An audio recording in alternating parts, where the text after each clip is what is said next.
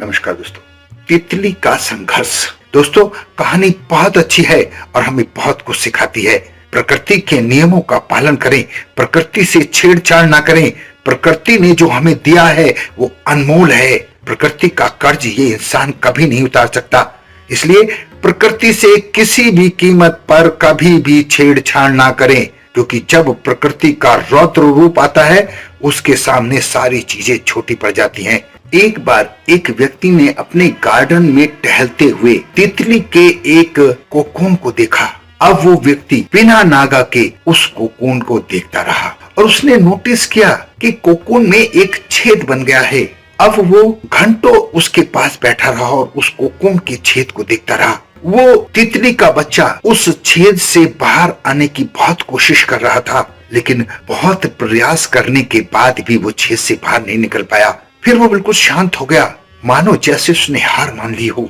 इसलिए उस आदमी ने निश्चय किया कि वो उस तितली के कोकून की मदद करेगा। उसने एक कैंची उठाई और कोकून के ओपनिंग छेद को बड़ा कर दिया ताकि वो कोकून आसानी से बाहर निकल सके। वो तितली का कोकून बिना किसी संघर्ष के आसानी से बाहर निकल आया, लेकिन उसका शरीर सूजा हुआ था, पंख सूखे हुए थे। वो आदमी ये सब देखकर बहुत हैरान हुआ। उसके पंख फैल नहीं रहे थे, वो उड़ने के लिए तड़प तो रही थी, लेकिन इधर उधर घसीट कर उसे अपनी जिंदगी बितानी पड़ी। उस आदमी ने अच्छे के लिए दया की थी, लेकिन वो जल्दबाजी में ये समझ नहीं पाया कि कोकून से बाहर निकलने की एक प्राकृतिक प्रक्रिया है। प्रकृति ने उसे कठिन बनाया है ताकि उस तितली का शरीर मजबूत हो पाए, उसके पंख विकसित हो सकें, उस छेद से निकलते ही उड़ जाए। वास्तव में हमारे जीवन में संघर्ष ही एक ऐसी चीज है जिससे सचमुच में हम मजबूत होते हैं। अगर हम बिना संघर्ष के अपनी जिंदगी जिएंगे तो हम जिंदगी में कभी मजबूत नहीं हो पाएंगे। हम अपंग बनकर रह जाएंगे। बिना परिश्रम और बिना संघर्ष के हम कभी मजबूत नहीं बन सकते।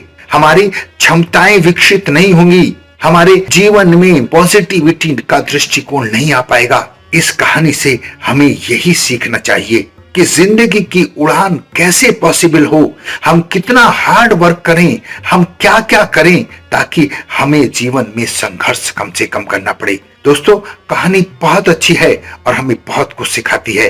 प्रकृति के नियमों का पालन करें, प्रकृति से छेड़छाड़ ना करें। प्रकृति ने जो हमें दिया है वो अनमोल है। प्रकृति का कर्ज ये इंसान कभी नहीं उतार सकता। इसलिए प्रकृति से किसी भी कीमत पर कभी भी छेड़छाड़ ना करें, क्योंकि जब प्रकृति का रौद्र रूप आता है उसके सामने सारी चीजें छोटी पड़ जाती हैं। अपना बहुत ध्यान रखें, हंसते रहें, मुस्कुराते रहें, खुश रहें। धन्यवाद।